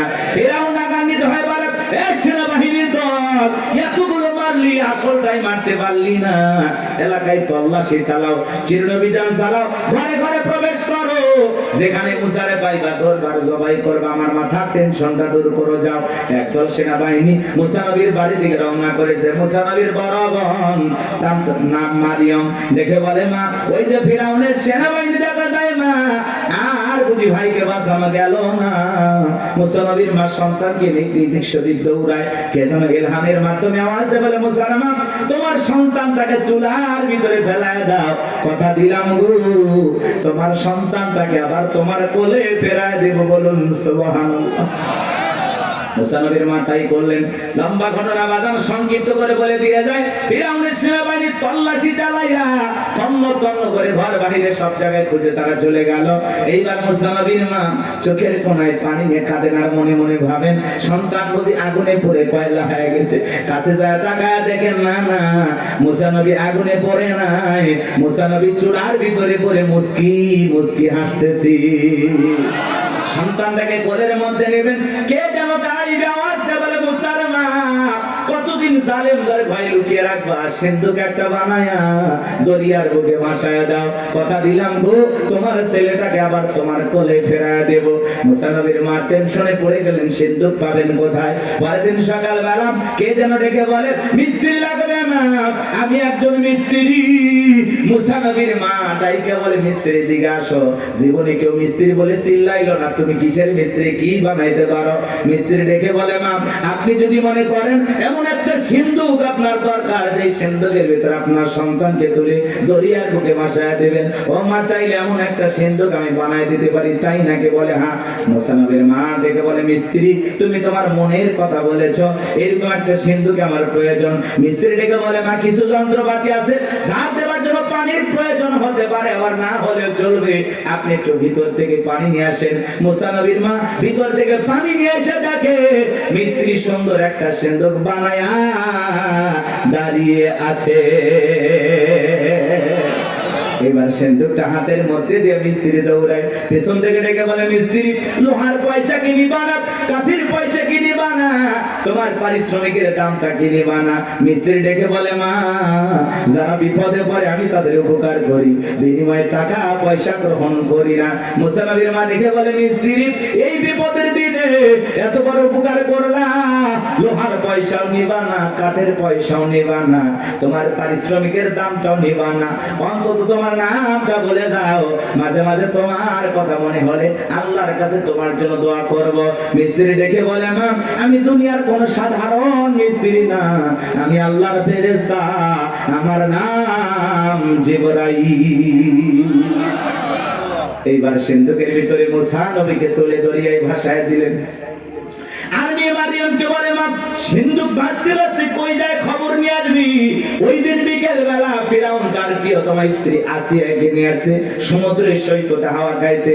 মাঝে মাঝে বউকে একটু বিনোদন করা দরকার, আছে না নাই? হালাল বিনোদন। মাঝে মাঝে ভাবি কিনে কক্সবাজার চলে যাবেন যদি সামর্থ্য থাকে, কথা কয় না? বউকে পর্দা করাইয়া নিয়ে যাবেন। আমি কি বলছি, কক্সবাজারে যে হাফ প্যান্ট পরে গোসল করবেন, তাহলে গুনাহ হবে, কথা কয় না কেন? কিছু পোলাপান আছে, বউ সুন্দরী, মাথা কাজ করে না, কক্সবাজার নিয়ে যায়, ঘোড়ার উপরে তুলে সেলফি তোলে, সুন্দর করে সমুদ্রের পানিতে গোসল করতেছে, সেলফি তোলে। বিকেল বেলা আইডিতে পোস্ট করে বলে, প্রিয়, তোমার সাথে কক্সবাজারের প্রথম দিন কিছু ছবি তুলেছি দোস্ত, তোমাদের দেখার জন্য। ভাবিকে বৃষ্টি ভিজা শরীরে কেমন লাগতেছে একটু লাইক কমেন্টসে জানাও।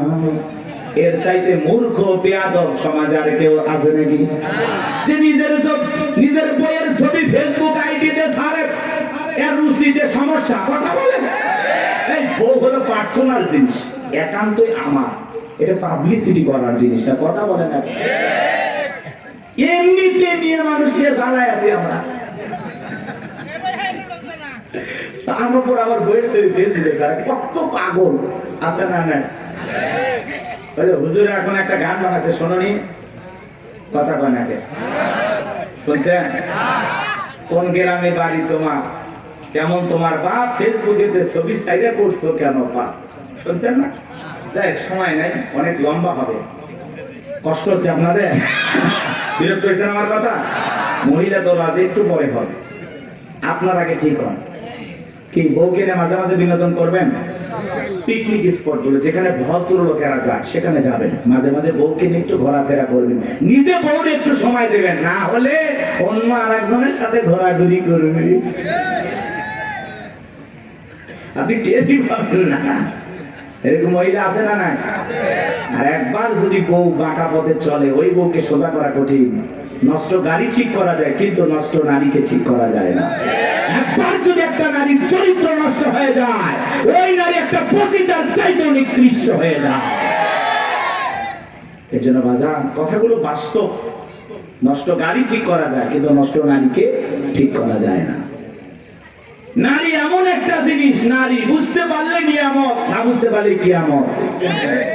বুঝতে পারলেই ঘরে সুন্দর পরিবেশ নিয়ে বাঁচতে পারবেন, আর না বুঝতে পারলে ঘরে আগুন জ্বলবে, দাউ দাউ করে অশান্তির আগুন জ্বলবে। ওই আগুনে শুধু আপনি জ্বলবেন, আপনার পরিবারও জ্বলবে, সমাজ জ্বলবে, কথা বলে ঠিক না? আরে ভাই, মসজিদে মুয়াজ্জিনি করে বইয়ের জ্বালায় গলা দড়ি দিয়ে মরছে, দড়ি দিয়ে মরছে। কয়েকদিন আগের ঘটনা, হুজুর মানুষ আমরা মারবেও পারি না, শাসনও করে পারি, কি দিয়ে মারবেন?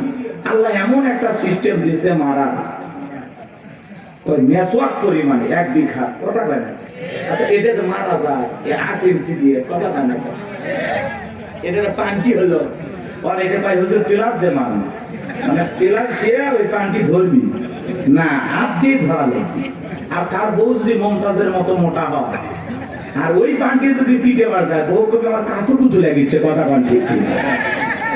ইসলাম এমন একটা সুন্দর সিস্টেম আল্লাহ তাআলা আমাদেরকে দিয়েছেন। ইসলাম এত সুন্দর একটি ধর্ম, আসলে বউ মারার পক্ষে আল্লাহও নাই, কথা কয় না? আল্লাহ বলতেছে বউ ভালোবাসার জিনিস, মারবে। আর তুমি যদি সকালে বউরে পিটাও, রাতের বেলা কই ঘুমাবা? ওই বউয়ের কাছে যাতে তোমার লজ্জা করবে না, কথা কয় না? আর পাগল, কিছু পাগল আছে না, বউরে এমন পিটান পিটা, যতক্ষণ আব্বা ডাকছিস ততক্ষণ ছাড়বো না।